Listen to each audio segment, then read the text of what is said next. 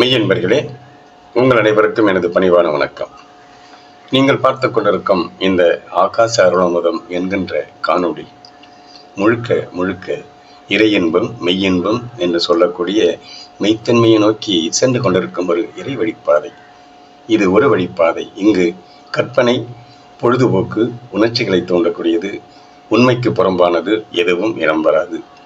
நண்பர்களே, இன்றைய காணொளி பதிவிலே நாம் காண இருப்பது திருஞான சம்பந்த பெருமான் அருளிய ஒற்றுமை சேர்வது மெய்யினையே என்று தொடங்கும் அழகான இறைக்கவி.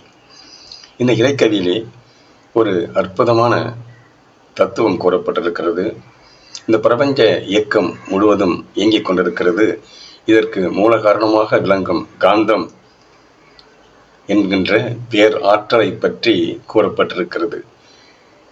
இந்த கவிக்கான விளக்கத்தை காண்பதற்கு முன்பு இந்த கவியை முதலில் கேட்போமே. கவி: ஒற்றுமை சேர்வது மெய்யினையே, உணர்வது நின்னருள் மெய்யினையே, கற்றொருவர் காய்வது காமனையே, கனல் விழி காய்வது காமனையே, அற்றமறைப்பது முன்பணியே, அமரர்கள் செய்வது முன்பணியே, பெற்று முகந்தது கந்தனையே, பிரமபுரத்தை முகந்தனையே.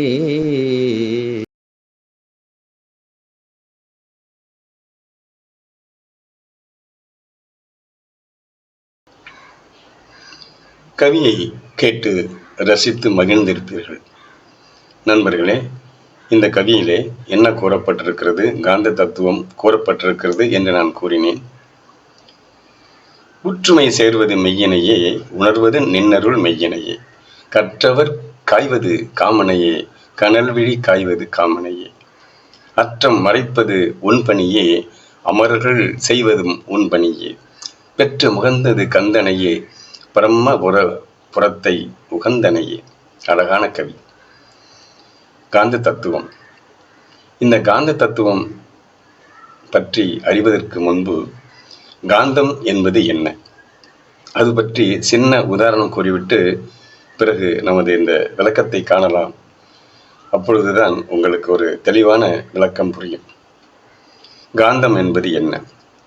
காந்தம் என்பது சுருக்கி வைக்கப்பட்ட ஒரு பொருளை விரித்து ஆற்றல் வழியாக விரித்து காண்பது காந்தம்.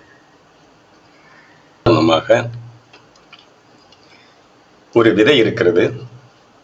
அந்த விதைக்குள்ள என்ன இருக்கிறது? பெரிய மரம் அல்லது செடி மறைந்திருக்கிறது. இந்த விதைக்குள்ளே சுருக்கி வைத்திருக்கும் அந்த விதையை எப்படி மரமாக இந்த பிரபஞ்சம் மாற்றுகிறது என்பதுதான் இங்கே வினா. சுருக்கி வைக்கப்பட்டிருக்கும் இந்த ஆற்றலை அலையாக, நிலையாக இருக்கும் பொருளை, சுருக்கி வைக்கப்பட்டிருக்கும் பொருளை அலையாக மாற்றி மரமாக நமக்கு காட்சி பொருளாக காண வைப்பது காந்தம். இது எப்படி நிகழ்கிறது என்றால், பிரபஞ்ச இயக்கத்திலே ஒவ்வொரு அணுவும் தன்னிருக்க சூழ்ந்தழுத்தும் ஆற்றல் வழியாக சுருக்கி வைக்கப்பட்டிருக்கும் அந்த ஆற்றலை அந்த தன்னிருக்க சூழ்ந்தழுத்தும் ஆற்றல் வழியாக அழுத்தம் ஏற்பட்டு அந்த அழுத்தம் வழியாக சுருக்கி வைக்கப்பட்டிருக்கும் அந்த அலை விரித்து சுழன்று அது ஒரு ஆற்றலாக மாற்றம் பெறுகிறது. இவை அனைத்தும் தன்னிருக்க சூழ்ந்தழுத்தும் ஆற்றல் வழியாக நடைபெறுகிறது. விதைக்குள்ளே மரம் இருக்கிறது. அந்த மரத்தை மண்ணுக்குள்ளே புதைக்கிறோம். புதைக்கும் போது அந்த விதையிலே இருக்கக்கூடிய அந்த மரம் வேறு கொண்டு அலையாக மாறி தன்னிருக்க சூழ்ந்தெடுத்தும் ஆற்றலினால் வெப்பம் என்கின்ற நிலையும், நீர் என்கின்ற நிலையும், காற்று என்கின்ற நிலையும், அந்த புவி என்கின்ற பூமி என்கின்ற நிலையும் சேர்ந்து அழுத்தும் போது ஏற்படக்கூடிய தன் இருக்க சூழ்ந்தழுத்தும் ஆற்றல் வழியாக உள்ளே மறைந்திருக்கும் விதைப்பொருள், அந்த மரம் விதையினுள்ளே மறைந்திருக்கும் அந்த மரம் தன்னிருக்க சூழ்ந்தழுத்தும் ஆற்றல் பெற்று மரமாக மாறுகிறது. இதுதான் தத்துவம். மெய்ஞானிகளும் விஞ்ஞானிகளும் காந்த தத்துவத்தை பற்றி ஆராய்ந்து கொண்டிருக்கிறார்கள் என்றாலும் மெய்ஞானம் இந்த தத்துவத்தை அடைந்த அளவிற்கு விஞ்ஞானம் அடைய முடியவில்லை. ஏனென்றால் விஞ்ஞானமும் மெய்ஞானமும் இன்னும் இரண்டும் ஒன்றாக கைகோர்க்கவில்லை. விஞ்ஞானமும் மெய்ஞானமும் இரண்டும் கைகோர்த்து விட்டால் இந்த காந்த தத்துவம் விளக்கம் என்பது எளிதாக அனைவருக்கும் விளங்கும் நிலை என்பது சாத்தியமான ஒன்று.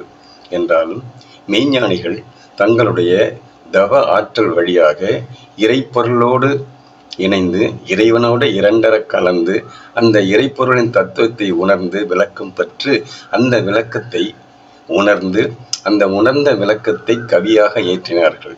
அந்த கவியிலே ஒளிந்திருக்கும் நிலையை நாம் புரிந்து கொண்டோமா? அந்த கவியிலே ஒளிந்திருக்கும் எண்ணற்ற ஆற்றல் நிலையை விளக்கி கூறப்பட்டிருக்கும் செய்தியினை நாம் உணர்ந்து கொண்டோமா என்பதுதான் இங்கே கேள்வி. எனவே நண்பர்களே, இங்கே ஒளிந்திருக்கும் இந்த காந்த தத்துவத்தை உங்களுக்கு என்னால் முடிந்தவரை எளிதாக விளக்கி கூறலாம் என்று உங்களுக்காக காத்து கொண்டிருக்கிறேன். நண்பர்களே, ஒற்றுமை சேர்வது மெய்யினையே, உணர்வது நின்னருள் மெய்யினையே, கற்றவர் காய்வது காமனையே, கனல்விழி காய்வது காமனையே, அற்றம் மறைப்பது உண்பணியே, அமரர்கள் செய்வதும் உண்பணியே, பெற்று முகந்தது கந்தனையே, பிரம்மபுரத்தை உகந்தனையே. இதுதானே கவி. ஒற்றுமை சேர்வது மெய்யினையே என்கின்ற முதல் வரியிலே உற்று உமை என்பது என்ன? உற்று என்பது மூலம், உமை என்பது இயக்கம். அந்த மூலமும் இயக்கமும் இணைந்து சேர்வது என்பது மெய்யினையே. அதுதான் கலப்படமற்ற நிலையாக இருந்து கொண்டிருக்கிறது இந்த பிரபஞ்சத்திலே. மூலமும் இயக்கமும் ஒன்றாக இணைந்து கலப்படமற்ற தூய்மையான பொருளாக இருக்கிறது. இதுதான் முதல் வரி. உணர்வது நின்னருள் மெய்யினையே. இதை உணர்ந்து கொண்டால் நின் அருள் என்பது அன்பு கருணை இரக்கம் என்கின்ற நிலை. இந்த அன்பு கருணை இயக்கம் என்கின்ற இறைநிலை காந்தமாக, அதாவது ஒற்றுமை என்கின்ற மூலமும் ஒற்றுமை என்ற வரியிலே கூறப்பட்டிருக்கும் உற்று என்கின்ற மூலமும் உமை என்கின்ற இயக்கமும் நிலையும் அலையும் இணைந்து இருக்கக்கூடிய நிலையை உணர்ந்து கொண்டால் அங்கே அன்பு கருணை இருக்கிறது. அந்த அன்பு கருணை இரக்கம்தான் மெய். அதுதான் உண்மை தத்துவம். இதுதான் இறைப்பொருள் என்று கூறுகிறார். கற்றவர் காய்வது காமனையே. கற்றவர் என்பது கற்றுக்கொள்வது என்பது என்ன என்றால் இறைவனோடு இணைந்து இயங்குவது. இதுதான் கற்றுக்கொள்வது. அந்த இறைப்பொருளை உணர்வது, இறைப்பொருளை நுகர்வது, இறையோடு இரண்டர கலப்பது. இதுதான் கற்றோர். இந்த கற்றோர் இவர்கள் தான் ஞானத்தை உணர்ந்தோர். காய்வது காமனையே. இங்கே காய்வது என்பது அந்த இறைவனை அடைய வேண்டுமென்றால் ஒரு இங்கே காய்ச்சல் என்பது வெப்பம். அந்த தூய வெப்பத்தை தவம் வழியாக இந்த உடலிலே ஏற்றி அந்த தவத்தின் வழியாக என்ன செய்கிறார்கள்? காமனையே. காய் என்பது கற்பகம், மனை என்பது இடம். அந்த கற்பகம் இருக்கும் இடத்தை வெப்பம், தூய வெப்பம் வழியாக தவம் ஏற்றி அந்த தவத்தின் வழியாக கிடைக்கக்கூடிய தூய வெப்பத்தின் வழியாக இந்த உடலிலே இயங்கிக் கொண்டிருக்கும், இந்த பிரபஞ்சத்திலே இயங்கிக் கொண்டிருக்கும், அண்டத்திலே இயங்கிக் கொண்டிருக்கும், பிண்டத்திலே இயங்கிக் கொண்டிருக்கும் இந்த உயிர்கள் அனைத்திலுமே மறைந்து கொண்டிருக்கும் இறைப்பொருளின் தத்துவத்தை உணர்ந்து கொண்டு அந்த அழியாத மூலப்பொருள் எது, அது இருக்கும் இடம் என்பது என்ன என்பதை வெப்பத்தின் வழியாக கண்டார்கள். அதுதான் காமனையே. கா என்பது கற்பகம், மனை என்பது இடம். அந்த கற்பகம் என்று சொல்லக்கூடிய இறைப்பொருள் இருக்கும் இடத்தை, அந்த இறைப்பொருளின் சுழற்சி செய்யும் விதத்தை உணர்ந்து கொண்ட நிலைதான் இங்கே காமன்.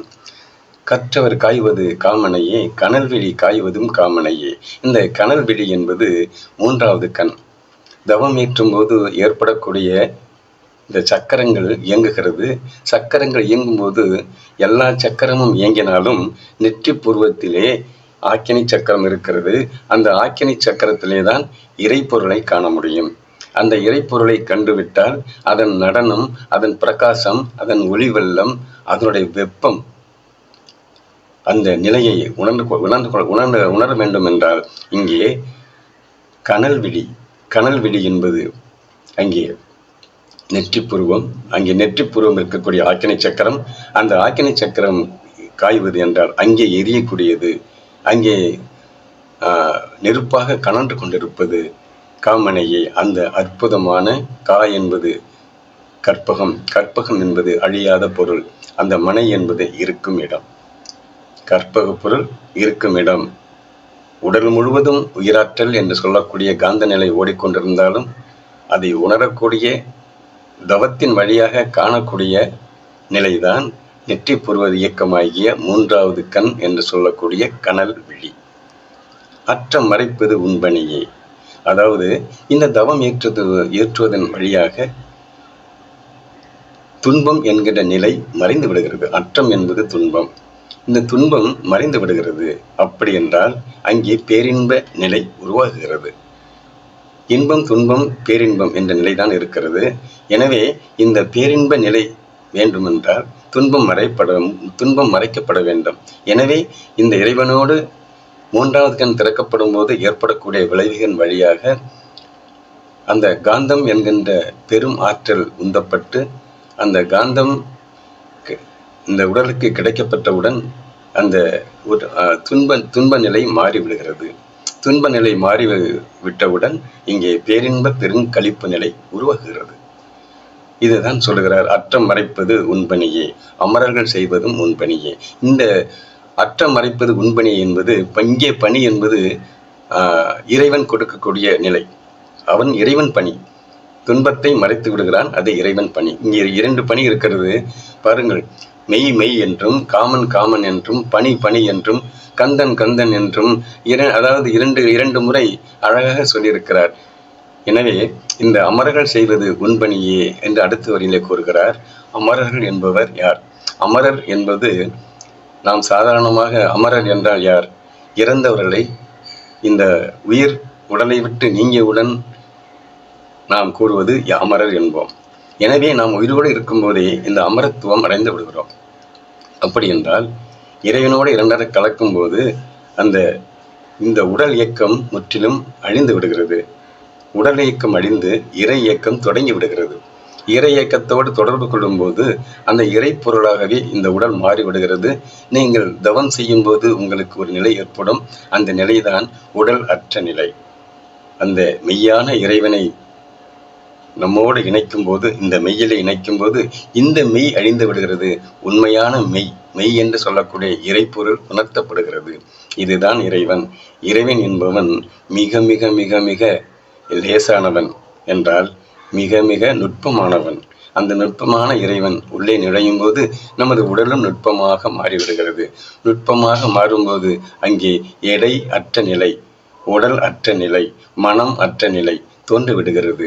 தோன்றும் போது ஏற்படக்கூடிய நிலைதான் இறைப்பொருளோடு இணையும் நிலை. அந்த அந்த அந்த பணியை அமர்கள் செய்வது உண்பணி என்பது. இங்கே பணி என்பது இறைவனை தொழுதல். அந்த இறைவனை தொழும்போது ஏற்படக்கூடிய நிலைதான் இங்கே பணி என்று கூறப்படுகிறது. பெற்ற மகிழ்ந்தது கந்தனையே. இப்பொழுதுதான் நாம் இங்கே ஒரு முடிவான நிலைக்கு வருகிறோம். இந்த ஒற்றுமை என்று சொல்லக்கூடிய இரண்டும் இணையும் போது ஏற்படக்கூடிய இந்த பிரபஞ்ச இயக்கம் கந்தன் என்று கூறுகிறார்கள். கந்தன் என்பது காந்தம். இந்த காந்தம்தான் பெரும் எழுச்சிக்கு பெற்று இந்த அலையாக இருக்கக்கூடிய நிலையை விரித்து மீண்டும், அதாவது நிலையாக இருக்கக்கூடிய சுருக்கி வைக்கப்பட்ட அலையை மீண்டும் விரித்து கூறப்படும் நிலைதான் இங்கே இந்த கந்தன் என்று சொல்லக்கூடிய காந்தம். எனவே அலையும் நிலையும் அலையும் இரண்டும் ஒன்றோடு ஒன்று பின்னி பிணைந்து ஒரு கோர்வையாக இயங்கிக் கொண்டிருக்கும் இந்த இயக்க பேராற்றல் தான் இங்கே கந்தன் என்று கூறப்படுகிறது. நண்பர்களே, பிரம்மபுரத்தை உகந்தனையே. பிரம்மபுரம் என்பது இங்கே இந்த உடல் முழுவதும் பிரபஞ்சம் முழுவதும் இயக்க நிலையாக இருந்து கொண்டிருக்கும் அந்த மூலநிலை நம்மோடு இறைப்பொருள் இணையும் போது ஏற்படக்கூடிய விளைவு பிரம்மபுரம். பிரம்மபுரம் என்பது பெருங்கழிப்பு நிலை, அகண்டாகார காட்சி நிலை. இந்த அகண்டாகார காட்சி நிலை வரும்போது நமது உடல் அந்த கந்த நிலையை அடைந்து விடுகிறது. கந்த நிலை என்பது அந்த காந்தம் என்கின்ற நிலை என்ன என்பதை உணர்த்தப்படுகிறது. எனவே இந்த காந்தம் என்பது தன்னிருக்க சூழ்ந்தெழுத்தும் ஆற்றலினால் மூலம் என்கின்ற பொருள் அதாவது சுருக்கி வைக்கப்பட்டிருக்கும் ஒரு அலையை அந்த இயக்கம் வழியாக விரித்து காண வைப்பது. எப்படி விதையினுள்ளே இருக்கக்கூடிய மரம் தன்னிருக்க சூழ்ந்தெழுத்தும் ஆற்றல் வழியாக மரமாக மாறுகிறதோ அதுபோல இந்த பிரபஞ்ச இயக்கம் முழுவதும் இயங்கிக் கொண்டிருக்கிறது என்பதை தத்துவமாக இந்த பாடலிலே கூறியிருக்கிறார். எனவே நண்பர்களே, இதை நாம் உணர்ந்து கொள்வோம். உணர்ந்து கொண்டு இறைவனை நாம் தினந்தோறும் நம் உடலிலே ஏற்றுக்கொள்வோம். அந்த இறைவனை நாம் வணங்கும் போது தொடும்போது ஏற்படக்கூடிய அந்த கந்த தத்துவம் என்று சொல்லக்கூடிய காந்த தத்துவம் இந்த பிரபஞ்ச இயக்க ரகசியம் முழுவதும் நமக்கு விளக்கி விடுகிறது எளிமையாக நண்பர்களே. எனவே இந்த கருத்தை உள்வாங்கிக் கொண்டு, இதுதான் காந்தம். காந்தம் என்பது மூலமும் இயக்கமும் நிலையும் அலையும் சேர்ந்த ஒரு நிலை. அந்த நிலை இரண்டும் ஒரு கலப்படமற்ற நிலையாக இருந்து அது தன்னிருக்க சூழ்ந்தெழுத்தும் ஆற்றல் வழியாக இயங்கும்போது அது கந்தன் என்கின்ற காந்தமாக மாறுகிறது. இந்த காந்தம்தான் பிரபஞ்சம் முழுவதும் இயக்கமாக இருந்து கொண்டிருக்கிறது. காட்சி பொருளாக நமக்கு விரிவடைய செய்து சுழன்று சுழன்று வருகிறது என்பதை உணர்ந்து கொண்டு மீண்டும் ஒரு நல்ல நிகழ்ச்சியை சந்திப்போம் என்று கூறி விடைபெறுகிறேன். நன்றி, வணக்கம்.